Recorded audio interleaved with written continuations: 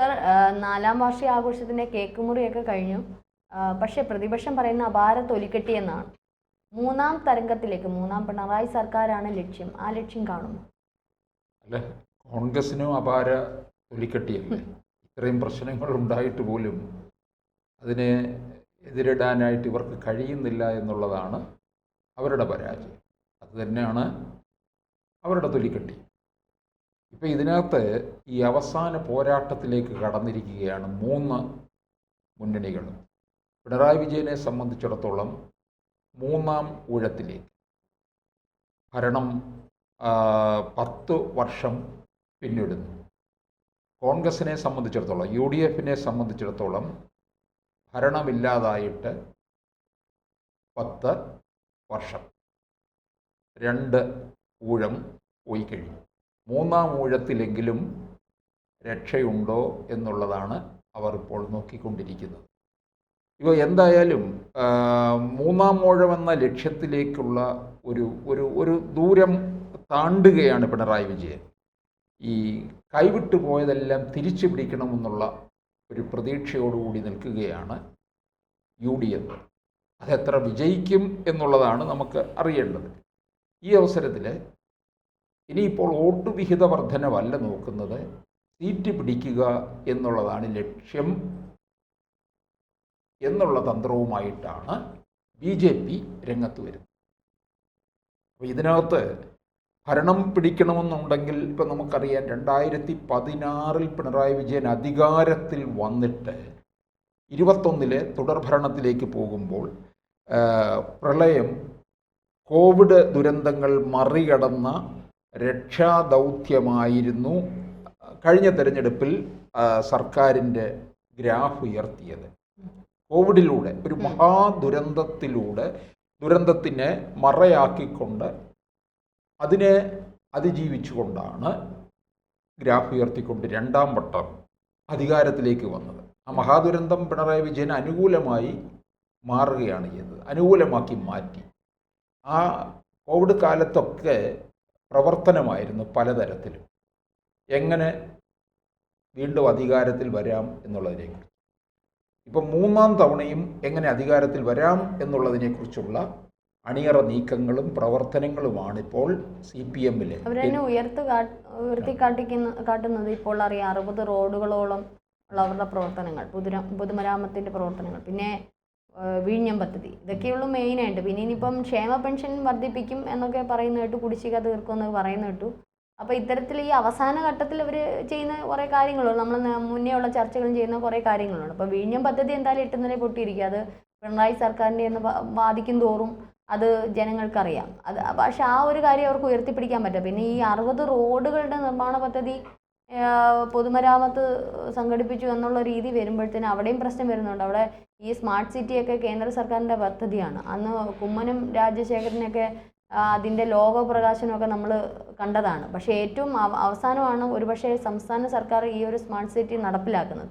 അത് ഇവരുടെ ഈ കാര്യങ്ങളും ഇതൊന്നും വെച്ചിട്ടല്ല, പല ഇപ്പം ഈ ഡ്രെയിനേജ് സിസ്റ്റം ഒന്നും കൃത്യം, അതൊക്കെ ഇനിയിപ്പോൾ വരും ദിവസങ്ങളിൽ അതൊക്കെ ചിലപ്പോൾ കേന്ദ്ര സർക്കാരിൻ്റെ പരിഗണനയിൽ വരും. കാരണം കൃത്യമായിട്ട് ഇവർ ഇതിൻ്റെ ആ ഒരു കൃത്യതയോടുകൂടിയല്ല ഈ സ്മാർട്ട് സിറ്റി നിർമ്മിച്ചിരിക്കുന്നത്. ഈ കേന്ദ്ര സർക്കാർ പറഞ്ഞിട്ടുള്ള തീരുമാനങ്ങളോ അല്ലെങ്കിൽ അതിനെ ബന്ധപ്പെടുത്തിയല്ല എന്നുള്ളതാണ് ഇപ്പോൾ വരുന്ന അഭ്യൂഹങ്ങളൊക്കെ. അപ്പോൾ അതിൽ എന്തുമാത്രം ശരിയുണ്ടോയെന്ന് നമുക്കറിയത്തില്ല. എന്തായാലും മഴ വരുമ്പോൾ നമുക്കറിയാം എന്തൊക്കെയാണ് ഉള്ളത്. ഇപ്പോൾ പലയിടത്തും റോഡുകൾ മുങ്ങുന്നുണ്ട്, എത്ര റോഡ് ഒലിച്ചു പോകും, എത്ര ഈ അണ്ടർഗ്രൗണ്ട് ഡ്രെയിനേജ് സിസ്റ്റമൊക്കെ ശരിയാവുന്നു. അപ്പോൾ അതും അവർക്ക് ഒരു പക്ഷേ ഈ മഴയത്ത് ആ പദ്ധതിയും ഒലിച്ചു പോകാൻ സാധ്യതയുണ്ട്. അപ്പോൾ ഉയർത്തിപ്പിടിക്കാൻ വേണ്ടിയിട്ട് പിണറായി സർക്കാരിന് എന്താണുള്ളത്? പൊതുമരാമത്തിൻ്റെ ഇപ്പം ഞങ്ങൾ സംസ്ഥാന സർക്കാരാണ് ഈ റോഡ് ഉണ്ടാക്കിയെന്ന് പറയുമ്പോൾ പൊതുമരാമത്തിൻ്റെ ലക്ഷ്യമല്ലേ ഈ റോഡ് നിർമ്മാണം എന്ന് പറയുന്നത്. അപ്പോൾ അത് ഉയർത്തിപ്പിടിക്കാൻ പറ്റില്ലല്ലോ, 10 വർഷമായില്ലേ.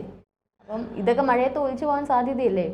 അല്ല, കേന്ദ്ര സർക്കാരിൻ്റെ ഈ പദ്ധതികളെന്നല്ല, നിരവധി പദ്ധതികൾ സംസ്ഥാന സർക്കാർ അത് തങ്ങളുടേതാക്കി മാറ്റിക്കൊണ്ട് പിന്നെ ജനങ്ങളുടെ ഇടയിൽ അംഗീകാരം നേടുന്നുണ്ട്. അത് പിൽക്കാലത്ത് വോട്ടാക്കി മാറ്റുകയും ചെയ്തിട്ടുണ്ട്. 2021 കണ്ടതാണ്. ഈ കോവിഡ് കാലത്ത് കേന്ദ്ര സർക്കാരിൽ നിന്നുള്ള നിരവധി ആനുകൂല്യങ്ങളുണ്ടായിരുന്നു. ഈ ആനുകൂല്യങ്ങളെല്ലാം തങ്ങളുടേതാണ് എന്ന് പറഞ്ഞ് വരുത്തി തീർത്തുകൊണ്ട് CPM അത് വോട്ടാക്കി അതിൻ്റെ ഗുണഭോക്താക്കളായി പക്ഷെ ആ പരിപാടി ഇനിയിപ്പോൾ നടക്കില്ലല്ലോ സാറ്. കാരണം കഴിഞ്ഞ തവണകളിൽ നിന്ന് വെച്ചാൽ BJP അത്രത്തോളം കേരളത്തിൽ ഇത് ഓളം വന്നിട്ടില്ലായിരുന്നു BJPയുടെ. പക്ഷേ ഇപ്പോൾ രാജീവ് ചന്ദ്രശേഖറൊക്കെ വന്നതിന് ശേഷം, പ്രത്യേകിച്ച് തൃശ്ശൂർ സുരേഷ് ഗോപി അധികാരമേറ്റതിനൊക്കെ ശേഷം ഒരു BJP എന്താണ് ഇപ്പം നമുക്കറിയാം, മോദി സർക്കാരിൻ്റെയും കേന്ദ്ര സർക്കാരിൻ്റെയും ഈ ഒരു ഇന്ത്യ പാക് സംഘർഷമൊക്കെ വന്നപ്പം BJP കുറച്ചുകൂടി കേരളത്തിലൊന്ന് ബലപ്പെട്ടിരിക്കുക. അപ്പോൾ ഇനി ഇവരുടെ പദ്ധതികളാണെന്ന് പറഞ്ഞ് കുട പിടിക്കുമ്പോൾ തിരിച്ച് BJP, ഇവർക്കും സോഷ്യൽ മീഡിയ കാര്യങ്ങളും ഒക്കെ ഉണ്ടല്ലോ, കുറച്ചുകൂടി പ്രചരണമൊക്കെ രാജീവ് ചന്ദ്രശേഖറിൻ്റെ പേരിൽ നടക്കുന്നുണ്ട്. അപ്പോൾ അതിനി നടക്കുമോ? പഴയതുപോലുള്ള പരിപാടികൾ നടക്കുമോ? ഈ അത്രയും എല്ലാ പദ്ധതികളും ഇവരുടെ പേരിൽ ക്രെഡിറ്റ് അടിച്ച് പോകാനായിട്ട് സാധിക്കത്തില്ല. കാരണം രാജീവ് ചന്ദ്രശേഖർ ഇതെല്ലാം കൃത്യമായി വാച്ച് ചെയ്യുന്നു.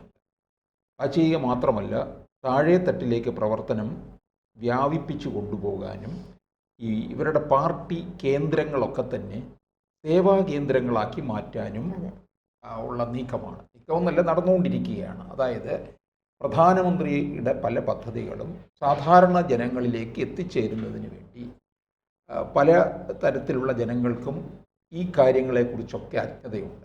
അത് മാറ്റിയെടുത്ത് ഈ പ്രധാനമന്ത്രിയുടെ പദ്ധതികളുടെ ആനുകൂല്യമൊക്കെ തന്നെ സാധാരണ ജനങ്ങൾക്ക് കിട്ടണം.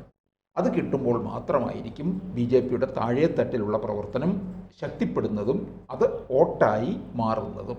അപ്പോൾ ജനങ്ങൾക്ക് തിരിച്ചറിവുണ്ടാകും, ഇത് ഇന്നതൊക്കെ തന്നെ പ്രധാനമന്ത്രിയുടെ പദ്ധതികളാണ്, അത് സംസ്ഥാന സർക്കാരിൻ്റേതല്ല എന്ന് ബോധ്യം വരുത്തി കഴിയുമ്പോൾ ഇത് BJPക്ക് ഗുണകരമായി മാറും.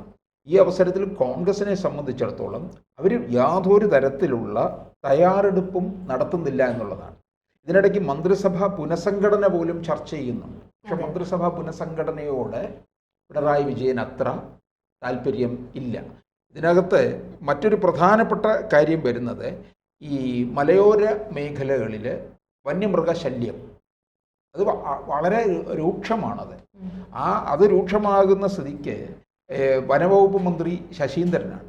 ശശീന്ദ്രൻ തന്നെ ആകെക്കൂടെ പരിങ്ങലിലേക്ക് പോവുകയാണ്. ശശീന്ദ്രനെ സംബന്ധിച്ചിടത്തോളം എന്തായാലും ഈ ഒരു തവണ വാർഷികാഘോഷത്തിൽ ശശീന്ദ്രൻ ഇല്ലായിരുന്നോ? ഘടകകക്ഷിയായിട്ട് ശശീന്ദ്രൻ ഒഴിച്ച് ബാക്കി എല്ലാവരെയും ചേർത്ത് പിടിച്ചുകൊണ്ടാണ് കേക്ക് മുറിച്ചത്. ഇനിയും ശശീന്ദ്രനെ സംബന്ധിച്ചിടത്തോളം അദ്ദേഹം മത്സരിക്കാൻ ഉണ്ടാകത്തില്ല. 80 വയസ്സ് പിന്നിട്ടു. അങ്ങനെയുള്ള ഒരാൾ ഇനി മത്സരരംഗത്തില്ലാതെ വരുമ്പോൾ CPM ആ സീറ്റ് എടുക്കും. CPM എടുക്കും. NCPക്ക് കുട്ടനാട്ടിലുള്ളത് മാത്രം കൊണ്ട് ഒതുങ്ങേണ്ടി വരും എന്നുള്ളതാണ്. ഈ ജനാധിപത്യ താല്പര്യങ്ങളൊക്കെ തന്നെ ബലി കഴിച്ചുകൊണ്ടാണ് CPM ഇത്തരത്തിൽ ഇവരുടെ സീറ്റുകളൊക്കെ തന്നെ പിടിച്ചെടുത്തുകൊണ്ടിരിക്കുന്നത്. ഒറ്റയാൾ പട്ടാളമായിട്ടുള്ള നിരവധി ഉണ്ട്. അതെല്ലാം പിടിച്ചെടുത്തത് CPMൻ്റേതാക്കി മാറ്റുമെന്നുള്ളതാണ്. അതായിരിക്കും നമ്മൾ ഇനിയിപ്പോൾ കാണാൻ പോകുന്നത്. അതും 26 തെരഞ്ഞെടുപ്പിൽ പിണറായി വിജയൻ്റെ ഒരു മറ്റൊരു തന്ത്രം തന്നെയാണെന്ന് പറയാം. പിന്നെ അതുപോലെ ഈ ലഹരി വ്യാപനം അതിനെ പ്രതിരോധിക്കുന്നതിലും ഒക്കെ ഈ ഇടത് സർക്കാരിന് വീഴ്ചയുണ്ടായി എന്നുള്ളത് എടുത്തു പറയുന്നുണ്ട്. അതായത് ഒരു ഭരണവിരുദ്ധ വികാരം കേരളത്തിൽ നിൽക്കുന്നുണ്ട് എന്ന് അങ്ങനെയാണ് ഒരു പരക്ക വർത്തമാനമുണ്ട്.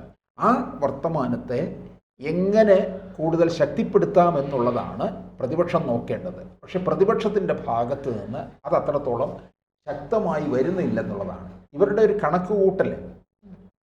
പക്ഷെ ഇത്തവണ അല്പം ഭയമുണ്ട് UDFന്.